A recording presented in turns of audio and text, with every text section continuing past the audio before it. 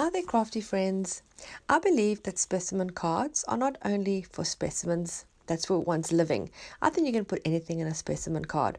And I have made these little Christmas themed ones that are going into a Christmas journal that I'm making. Let me show you how I made them so that you too can make some for your journals. As the base, I'm going to be using some watercolor paper. You can use any kind of paper, but I wouldn't suggest using just regular copy paper. That's 70 or 80 GSM. That's going to be too thin and it's not going to work very well. You can use a cardstock or any other kind of paper with a bit of weight. I've just cut 2 strips in the watercolor paper. I haven't measured anything.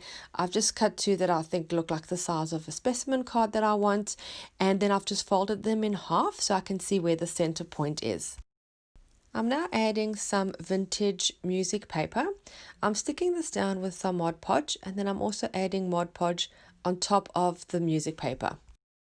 If you don't have sheet music, you could use pieces from a magazine. You could also use texts from a book or an old encyclopedia, anything really that you have, or even pieces of cardstock with a beautiful design that you like. It doesn't really matter. This is just to add a little bit of dimension. This is going to shine through our colors. Once that's all glued down, while the Mod Podge is still wet, I'm going to add some gesso. This is just to sort of tone down the music paper. I don't want it so bright and stark. I want it to be more blendy into the background. So I'm adding a thin layer. I'm also adding some of the gesso on the plain white, as this will add to the texture. Depending on where the color goes, it will change the effect. I'm going to add some more texture by using some stenciling with some texture paste. I'm adding the texture paste with the palette knife over the stencil, not everywhere, just in certain areas. This stencil is from Kmart here in Australia, but you can use any stencil that you have in your supplies.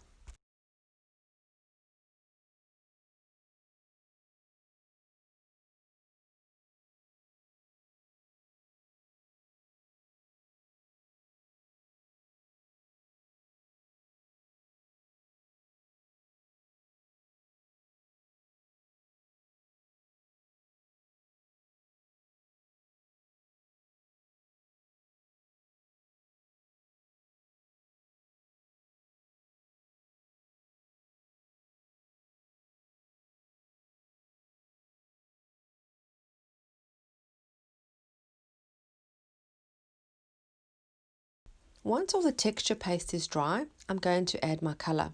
I'm going to be using these watercolor paints, but you can use watered down acrylics, inks, gelato crayons, woodies, anything that you have, even just colored pencils.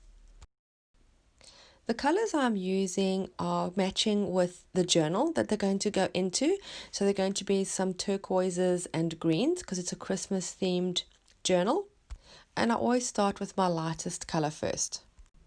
I add a little bit of color and then I add lots of water, and I let the color run in between the texture paste and sort of just go on its own journey. I don't sort of mold it too much. I like the way it just flows up and down the pages, and I just let it do its own patterns.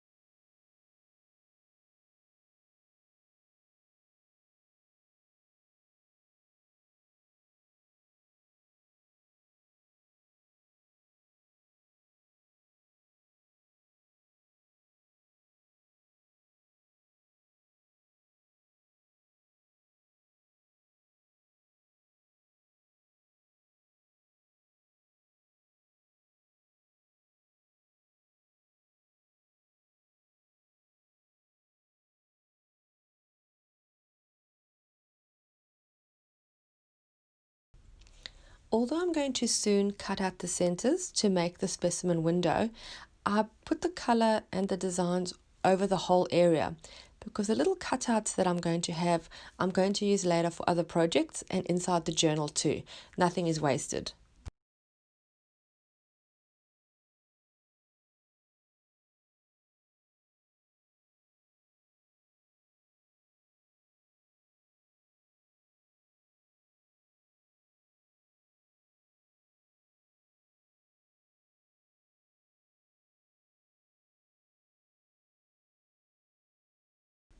I'm adding a little bit of gold just to give it a bit of a metallic sheen.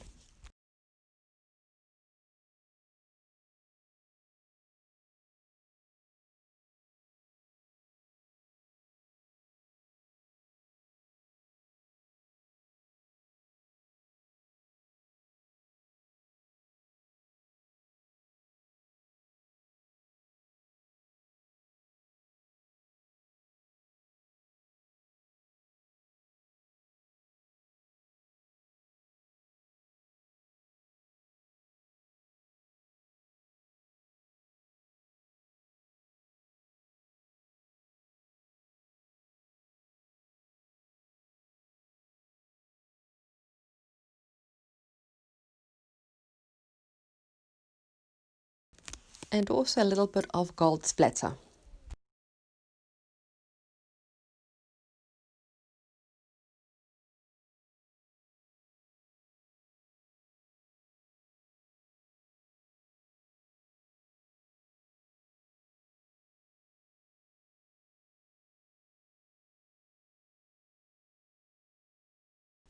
You can see how the colors flow and blend and cause this beautiful, beautiful effect. Some of my paints are metallic, so it has a beautiful sheen. It doesn't matter if you don't have metallic paints. You won't maybe get this metallic effect, but your work will be just as beautiful. I'm now going to cut out the centers. I just have a acrylic cutting board in the background, and then I'm just going to see what I'm going to put in the center of my specimen card so that I know what size window I need to create.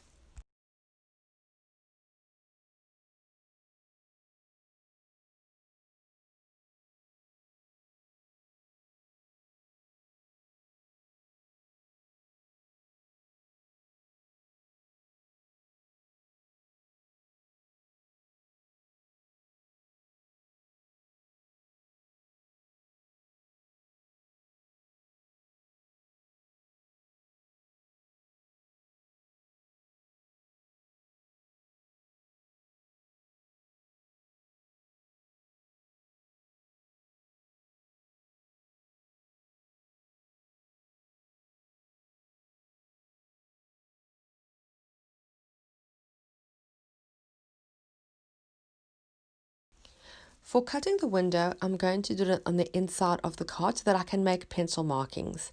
I place the item in the middle just for measurement's sake, and then I use a ruler to mark where I'm going to cut the window.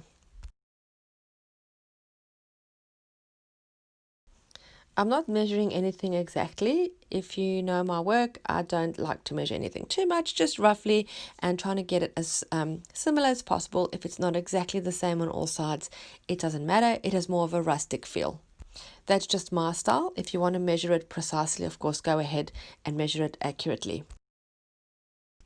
To cut it, I'm using a metal ruler and an X-Acto knife. I find this easiest for me. If you have other cutting styles, you can of course cut it that way.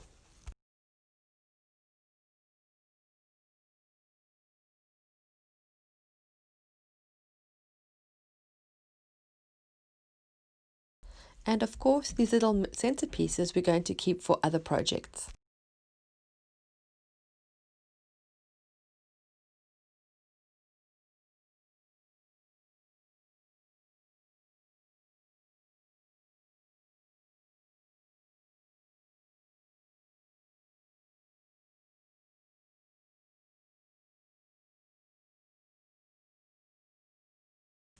I do the same with the second card.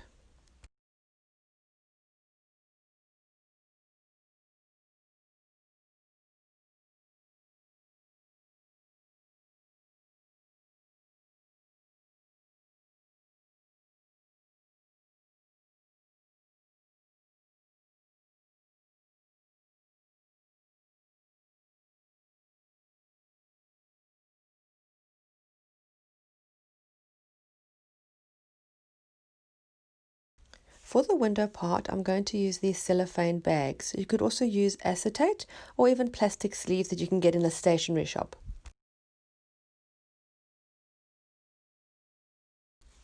I'm cutting it to size to fit inside the window. We do need some space overlapping, so we've got somewhere to adhere it to the card's side. I'm going to use a small piece of double-sided tape to stick the specimen onto the cellophane. And now I'm going to use again double-sided tape to stick the cellophane onto the cardstock. Now, if you don't have double-sided tape, you could also use a glue stick or craft glue. I wouldn't recommend using a hot glue gun as it's quite thick. When it dries, it leaves a bit of a gap. You want to have that as flat as possible when they're stuck together.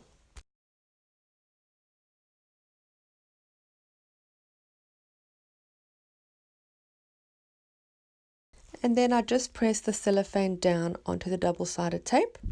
I'm now going to close the cellophane because it was like a little pocket. This will flap around if I don't stick it down. So I'm just going to use again double-sided tape to stick the two sides together. And then I'll do the same to add the top piece of the specimen card down over the window.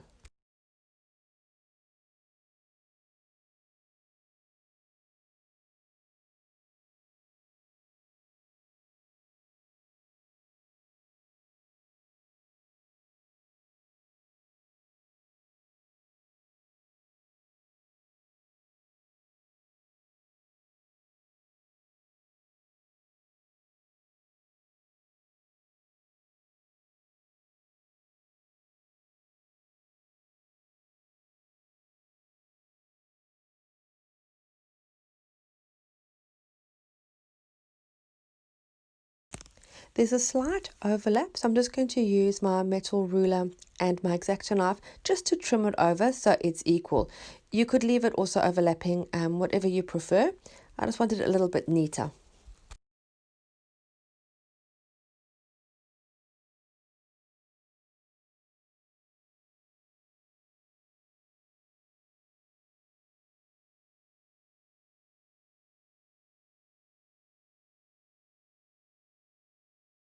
I will do the same now for the second card.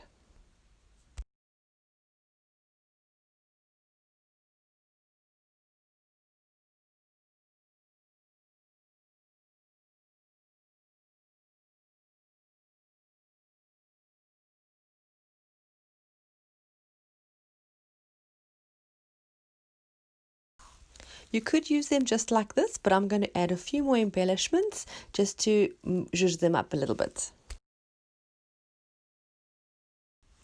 One of my favorite things to use is cheesecloth. I use it quite often, especially underneath my embellishments. I think it gives it a beautiful finished look and just adds a little bit of extra so that the embellishments are just stuck on flat onto something. I love using the cheesecloth and it's very, very versatile. I have some die cuts that I'm going to just move around and see what looks best on the specimen cards.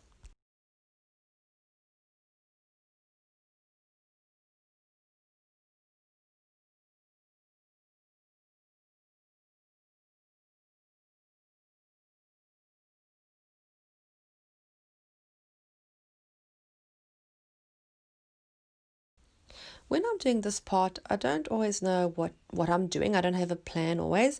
I tend to just take out a lot of the elements that I have that I think will suit the theme, and I play around, I move around the elements until I find a composition that I think is balanced and pleasing to the eye. Sometimes it can be a really quick process, other times it can take a while, and I tend to go through quite a few die cuts or colors or different ways of putting things down, and then finally when I'm happy with it is when I will glue it down.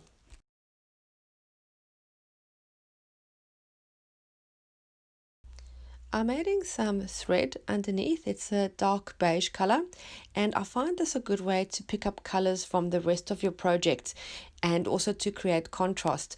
I have this dark tan color or dark beige color in other parts of the project, so I'm adding it just underneath.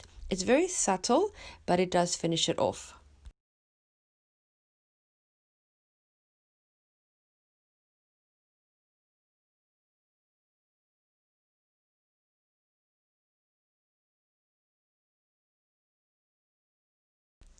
This part I will glue down with the hot glue so everything stays secure and it actually holds all the threads and the cheesecloth in place.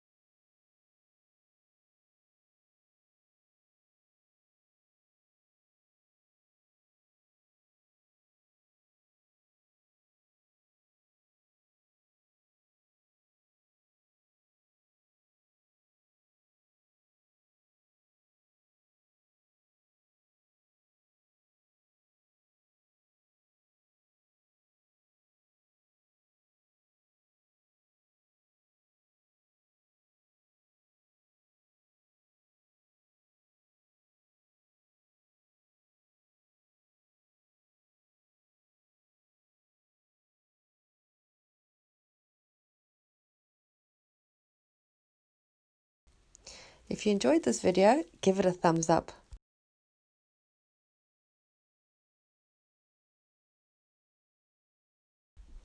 Here is a close-up so you can see all the textures and effects that are created.